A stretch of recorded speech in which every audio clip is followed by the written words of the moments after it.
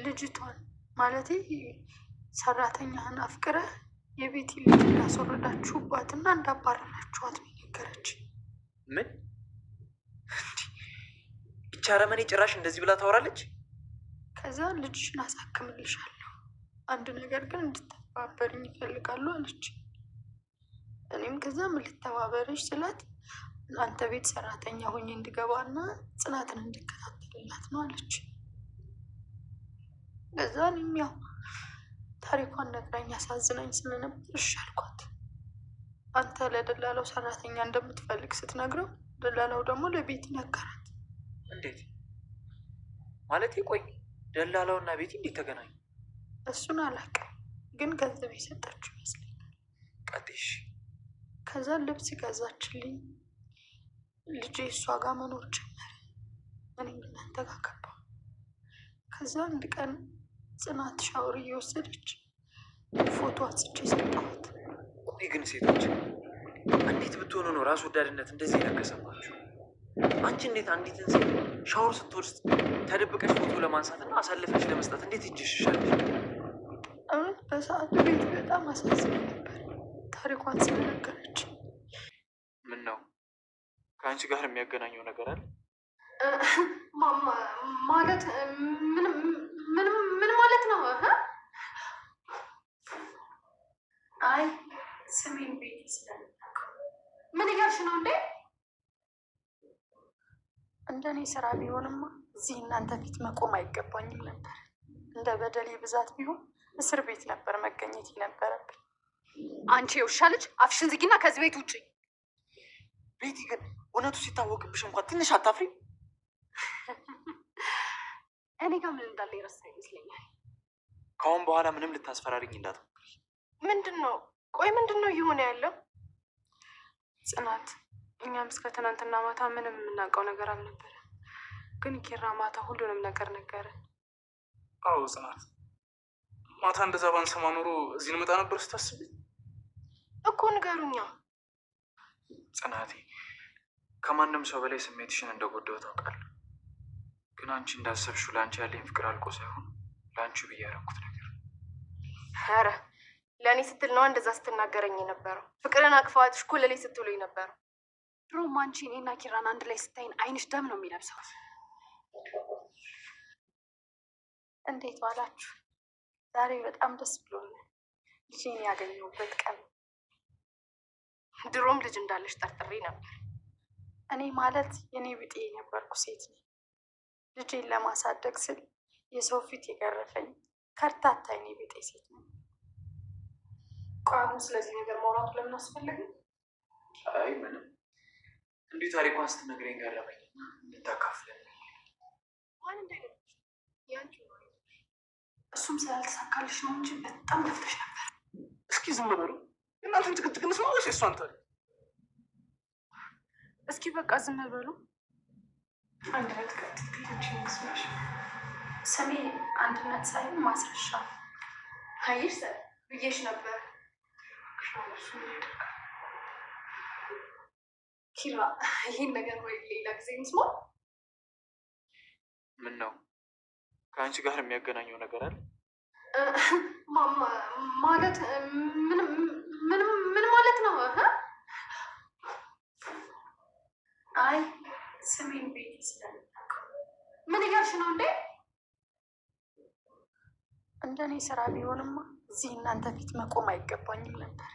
እንደ በደሌ ብዛት ቢሆን እስር ቤት ነበር መገኘት የነበረብኝ። አንቺ የውሻ ልጅ አፍሽን ዝጊና ከዚህ ቤት ውጪ። ቤቲ ግን እውነቱ ሲታወቅብሽ እንኳን ትንሽ አታፍሪ? እኔ ጋር ምን እንዳለ የረሳ ይመስለኛል። ከአሁን በኋላ ምንም ልታስፈራሪኝ እንዳትሞክሪ። ምንድን ነው?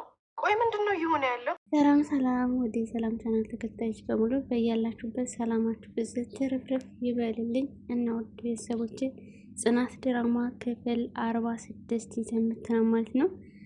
በባለፈ እንግዲህ ጽናት እያለቀሰች ነበር። ናሆም ደረሰና ምንሽ ነው ሲላት ጓደኛ ልቤን ሰበረው እያለች ነበር ማለት ነው። እና ውድ ቤተሰቦቼ ላይክ ሼር እያደረጋችሁ ቪዲዮን ጀምሮ እንደውም ቤተሰብ ያልሆናችሁ ቤተሰብ ሁኑ እና እንግዲህ ኪራም ቤትን ምሳ ውጭ እንብላ ብሎ ይዟት ወጥቶ ነበር ማለት ነው። እንግዲህ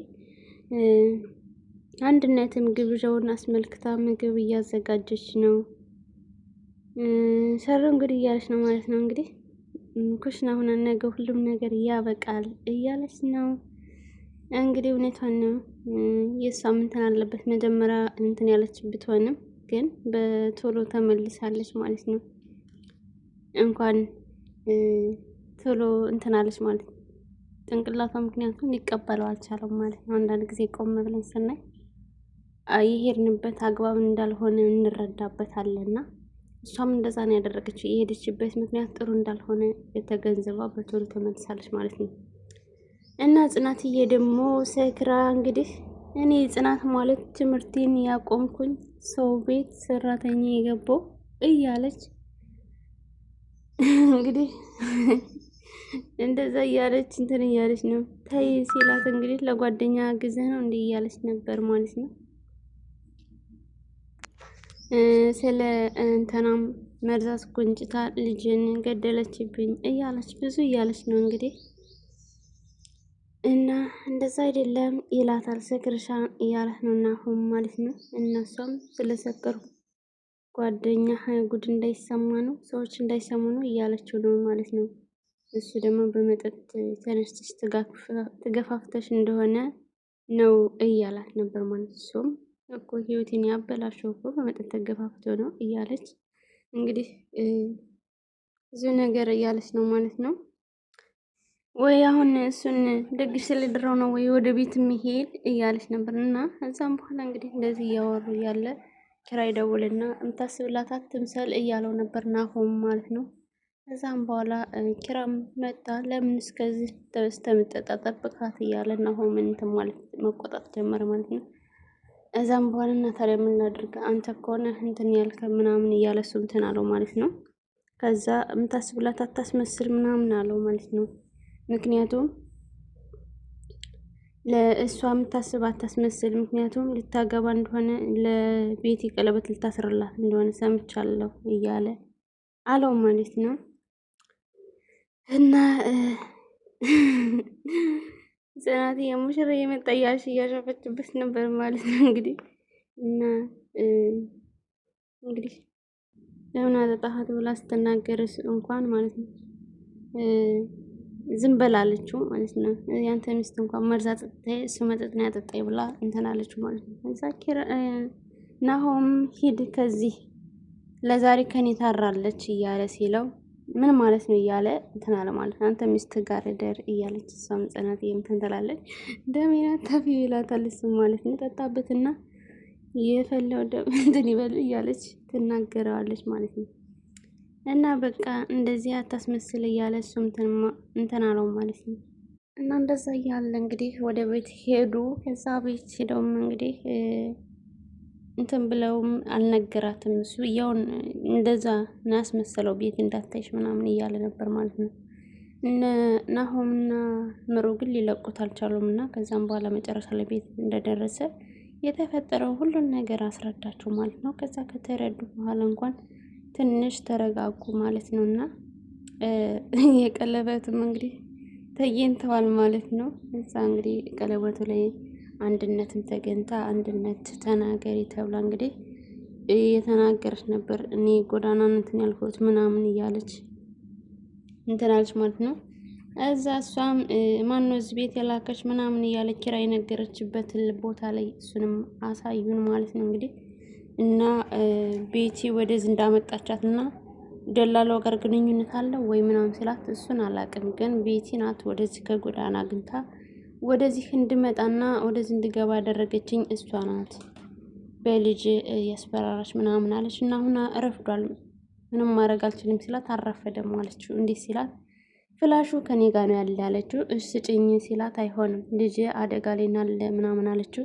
እሺ በቃ እንደሚሆን አደርጋለሁ ብሎ እንግዲህ ማለት ነው ልጇንም ከቤት እጅ አወጥቶታል ማለት ነው። እንግዲህ ልጇን ከቤት እጅ ካወጣላት ደግሞ ፍላሹን ምንም አያደርግላትም እንትን ትልበታለች ማለት ነው። እንግዲህ እሷም ወድጄ አይደለም ህይወት አስገድደኝ ነው ምናምን ብላ እንግዲህ እንትን ብላለች። ግን እኔም ደስ ያለኝ ምንድን ነው እሷ ብዙ እርቀት ሳትሄድ ቶሎ መመለሷ ደስ ብሎኛል። አንድነት ማለት ነው። እና እንግዲህ እንደዛ አድርገው ችግሩን ለመፍታት ሞክረዋል ማለት ነው።